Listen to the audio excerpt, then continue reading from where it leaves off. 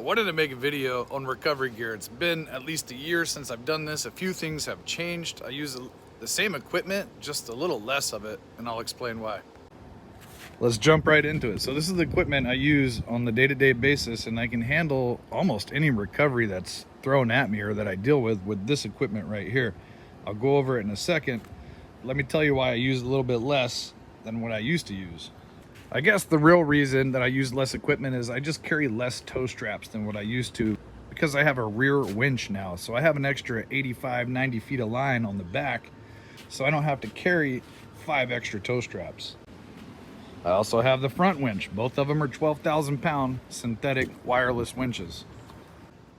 And I realize most people do not have a rear winch. A lot of people don't even have a front winch. So if that's the case, you may not need some of this equipment. But if you do have a winch, it's always smart to carry a winch extension or multiple tow straps, because you never know how far out you may have to run a line.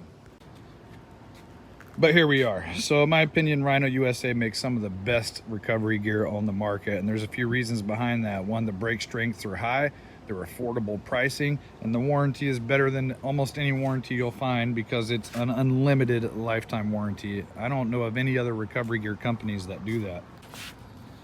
Now, if you don't have a winch, I would highly suggest traction boards for self-recovery. These work well if you use them correctly. A lot of times you may have to jack up either into the vehicle, slide it under the tire, but it definitely beats using rocks and limbs and random crap you find on the trail. I carry 2 tree savers. I like using tree savers as bridles. Let me show you. So not only do I use a tree saver when I'm winching to actually protect the tree trunk and make a connection with a snatch block, but I use it as a bridle like this. The only concern that you have with this is you can see it will cause a little bit of damage. You know, it's not an ideal setup. It would be better if it had its own designated eyelet, but they do work very well.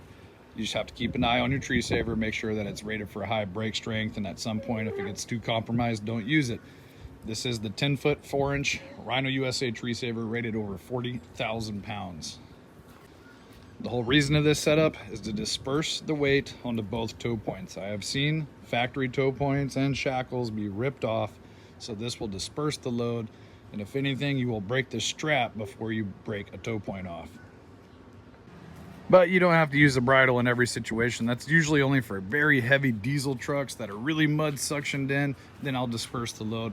What's better than running a bridle though is if you have 2 separate vehicles that are winching and you just have one tree saver on this end, or your winch hooked it to that tow point, and then the same thing on this tow point. And that way you have 2 vehicles running tension.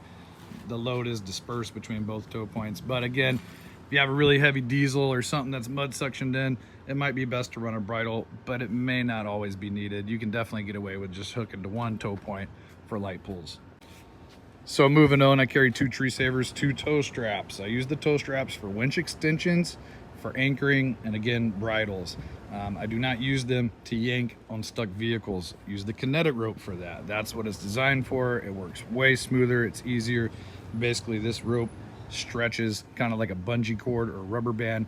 It really softens the impact when you're yanking on a vehicle that's stuck. But kinetic ropes, as well as they work, they're not the end-all solution. If it's really mud suctioned in, or you're down a hill or whatever it may be, that's when you want to winch. Winching, you want snatch blocks. I carry 3 snatch blocks. Most of the time, I only use 2. Out of the 1,000 recoveries I've done, I've only needed 3 snatch blocks, maybe 3 or 4 times. 2 snatch blocks will get you what you want 99% of the time. Along with the snatch blocks, carry hitch shackles. This is mandatory. If you don't have anything, I would say at least get yourself a tow strap or a kinetic rope, pair it with a hitch shackle. That's a solid little recovery setup. I carry 2 hitch shackles because the person I'm usually pulling out doesn't have one, and I make sure it's closed loop system on both ends, rated for over 40,000 pounds. They are solid, they're not hollow. Never had an issue with that. I've been using those for years and years. You gotta have a shovel, right? This is the perfect little Rhino shovel. It folds up nice and compact, has its own little storage bag. A lot of times the winching, will overpower the mud, so I don't have to dig all the time, but when I do, I don't want to carry a full-size shovel. This little thing fits right in my storage tote in the back, nice and easy. Soft shackles, a lot of people have heard of them. Not as many people are familiar with them. We use these to make fast, easy connections. It essentially replaces a hard shackle. I'll show you. So these make it real simple, much faster, much easier. Slide it through both the ring and your strap or your rope. Open up the end knot on it like that, and then slide the soft shackle knot through. Give it a good pull. There you go. Last but not least, axle straps. You're probably staring at these going, where do these come into play in a recovery? They're traditionally used to tie down vehicles and equipment on trailers. I use them for vehicles, cars that do not have tow points. Slide in, they're very flat and thin, so I can get them underneath through the suspension around the control arm, and then I run it back out to a D-ring or a soft shackle to my tow strap. They are the weakest link in the setup, but again, I would rather break an axle strap than a control arm or whatever it may be hooked to. Working load limit on these is about 3,500 pounds. That's usually all you need for a small vehicle. They do have a brake strength of around 11,000 pounds. So I've never broke one. I've done some hard pulls on them, even with diesel trucks. But again, be careful where you hook them up to, but they do work very well. Being as small as they are, they can get into tight spaces and make connections where maybe a tree saver couldn't, or a tow strap. I do see some people, instead of using axle straps, they'll use the soft shackle as the same concept. Get it in around the control arm, loop it back to your tow strap or kinetic rope, and then make your connection that way. Personally, I just like axle straps. So yeah, quick video, I'll show you some of the gear. Again, I mean, I probably do 100, 200 recoveries per year, sometimes more, sometimes less. I mean, I've done 20, 30 recoveries in one day. So this is the equipment that I use. I do have a lot of experience using it. And if you got a couple more seconds, I'll show you the Jeep, the recovery vehicle, and explain that, how it's built and what I run. So I'm sure you noticed both Jeeps. This one is currently retired.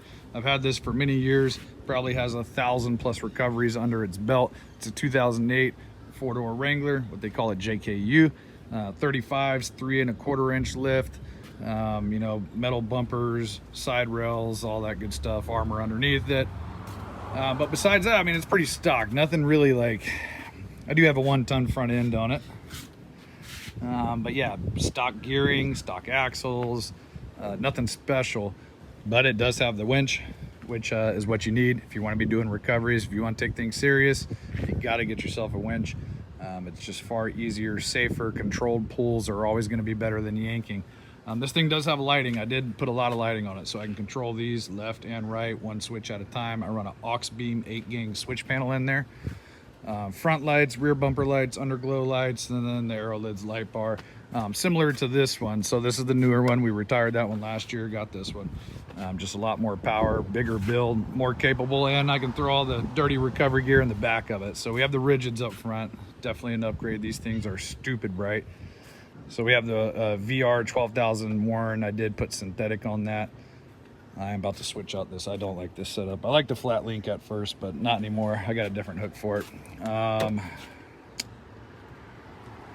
Road armor fenders on this thing. I do like that fender with integrated lights. We have King reservoir shocks on this guy. This is a 4.5-inch Evo lift with the Kings. Method V-locks 37s, 12.5. These are BFG KM3s. Evo side rails. These are Hawk bumpers, front and rear. I'm not sure what the tail lights are, but the bumpers are legit. Like I said, it is a Hawk brand. And that's an open road 12,000 synthetic. They sent that to me for free last year to test out. I've put it through the test. It works well, but I'm just not happy with the cosmetics of it. Like the stickers peeled off. This used to be black, kind of turned like an orange. It just doesn't look good, but it works, so I can't really complain. It was free. I have recovered some crazy heavy mud suction diesels with it, so for 350, 400 bucks, it's a decent winch. So the Gladiators, they all run Dana 44 axles. These are trussed axles, Artec trusses on it. So then it has the Hawk underskid on this guy. But stock axle shafts, it does run 513 gearing in it now. I'll show you the Switch Pro 12-gang switch panel. High 10, Stinger High 10 thing. I can show all my gauges on here, which is really nice. I have tire pressure monitor sensors. I tow a trailer with this thing. But yeah, fairly stock. Nothing, I mean, it looks good. I can't say it's nothing special. It is It is special to me. Rigid lights, but it's a pretty simple build for the most part. You know, we don't have 1 tons, we don't have 40s, nothing over the top. It just, you know, it's a workhorse. It is an aggressive build. It gets the job done. But you know, the thing with these Jeeps is it's never ending, right? Sky's the limit. I always had big plans of this one on 1 tons and 42s and full-blown rock crawler, but I got bigger dreams than I have money. So maybe one day we'll get around to that. Now, this is just a quick video of the recovery gear that I use. It doesn't include the lifts, the tools, the first aid kits, the ham radios, or none of that stuff. This is just purely recovery gear. I will make another video soon showcasing everything else that I do carry, because I have 2 black tubs in here. One of these are full of tools and one of them is full of recovery gear. I got a bunch of air compressors, all types of other stuff. And we will make more videos covering all those topics soon. But yeah, go check out some of my other videos, guys. I'm reaching like 160 recovery videos on YouTube, so I have a ton of content. Go scroll through a few videos back if you want to see this stuff used. I always try and give a good explanation, demonstration of how I hook it up, how I don't do it, the reason I do hook it up the way I do it, and whatever all that good information is. But if you made it this far, thanks for watching. Until next time, I got barbecue duty now. Get back on the Traeger duty. Got the brisket and pulled porks. Yes, sir.